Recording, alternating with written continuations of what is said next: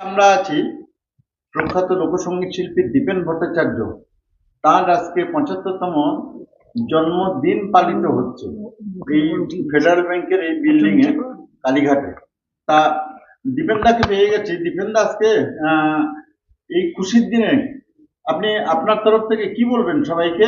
আপনার এই 75 বছর বয়স, অর্থাৎ প্লাটিনাম জুবলি। অপূর্ব কথাটা বলেছো তোমরা। প্ল্যাটিনাম জুবলি সাধারণত সংস্থার ক্ষেত্রে হয়, এই বয়সের ক্ষেত্রে প্ল্যাটিনাম জুবলি হয় কিনা আমার ঠিক জানা নেই। তবে আমি এই 75 বছরে উপনীত হয়েছি।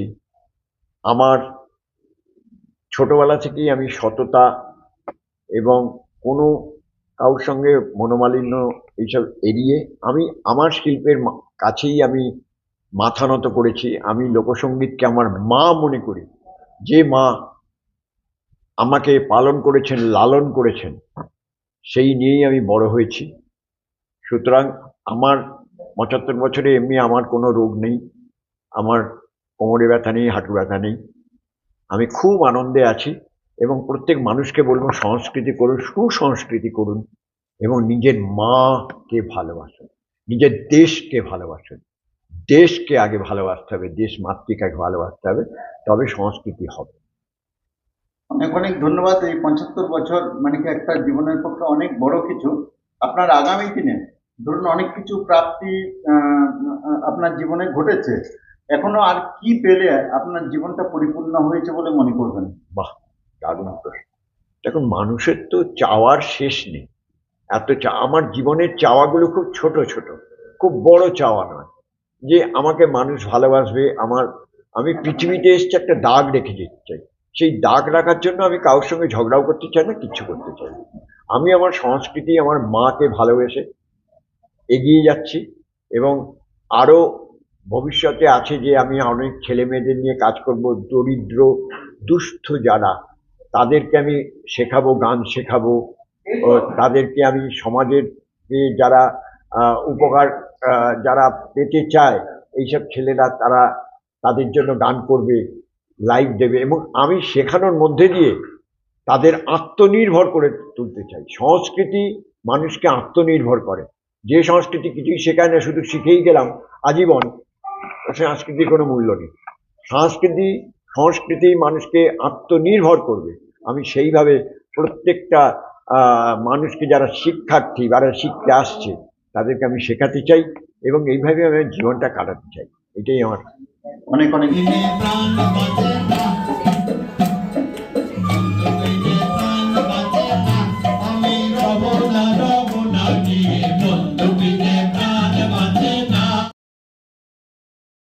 আপনি মঞ্চে চলে আসুন। আরেকটা উত্তর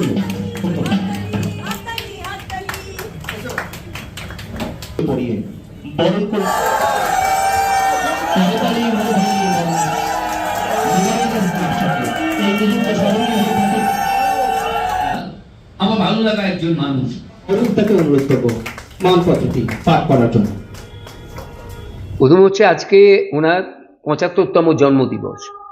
75 পূর্ণ করলেন, করে 76-এ পা রাখলেন। 75 বছর গান গেয়ে যাওয়া, 75 বছর নিশ্চয়ই নয়, যে সময় থেকে উনি গান গাইছেন, যে সময় থেকে গান গেয়ে যাওয়া, গানের সঙ্গে যুক্ত থাকা, গানের চর্চা করা, এইরকম একজন মানুষ এবং লোকসঙ্গীতের একজন বলিষ্ঠ শিল্পী। তাকে আমি অন্যভাবে চিনি। আসলে ওনাকে আমি মন্টিদা বলে ডাকি, কারণ উনি আমার পাড়ার মানুষ। যে পাড়ায় আমি জন্মেছি, বড় হয়েছি, দীপেন ভট্টাচার্য একই পাড়াতেই জন্মেছেন এবং বড় হয়েছেন। আমার থেকে বয়সে বড়, তাই মন্টিদা বলি। ওনার ডাক নাম মন্টি, তার ফলে আমি ওনাকে মন্টিদা বলেই ডাকি। ছোটবেলা থেকে ওই নামেই পরিচিত। অসম্ভব ভালো একজন মানুষ, গুণী মানুষ। সঙ্গীত জগতেই ছিলেন দীর্ঘদিন ধরে, কিন্তু পূর্ব পশ্চিম নাট্যদলের সঙ্গে যুক্ত হয়ে এবং তার কর্ণধার সৌমিত্র মিত্র মহাশয়ের সঙ্গে যুক্ত হবার পর তিনি অভিনয়ে চলে আসেন এবং এখন এই মুহূর্তে অসম্ভব ভালো অভিনয় করছেন। সম্প্রতি আমার সঙ্গে একটি নাটক করলেন, যোচনা কুমারী।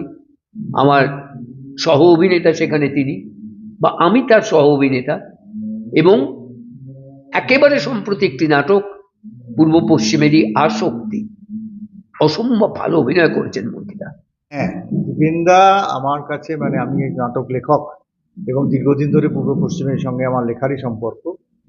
এই পূর্ব পশ্চিমের প্রধান যিনি সৌমিত্র মিত্র, তার সূত্রেই দীপেনদার সঙ্গে আমার আলাপ, এবং আলাপটা প্রথমত হওয়ার পর, যেহেতু আমার এবং দীপেনদার গান নিয়ে একটা অদ্ভুত পাগলামি আছে, গানকে ভালোবাসা আছে, ফলত ওই গান নিয়ে আমাদের একটা বন্ধুত্ব গড়ে ওঠে।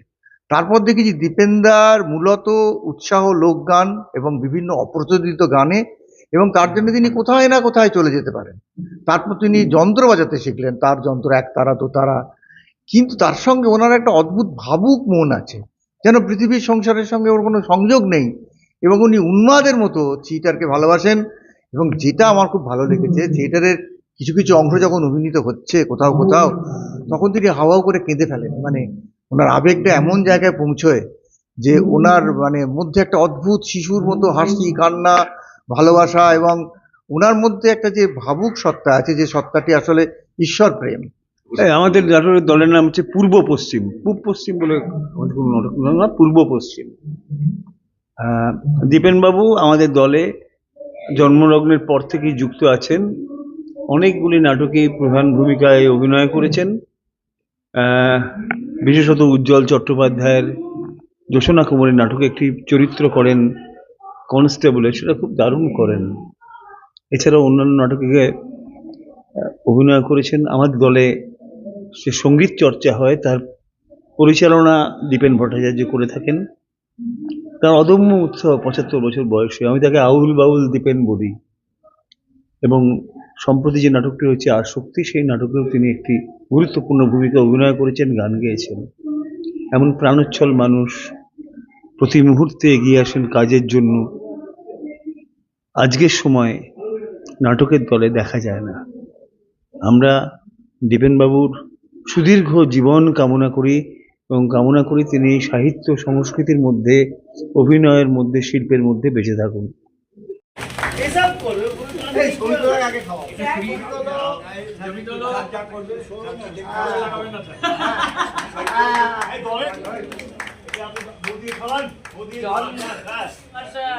Invite na o pé.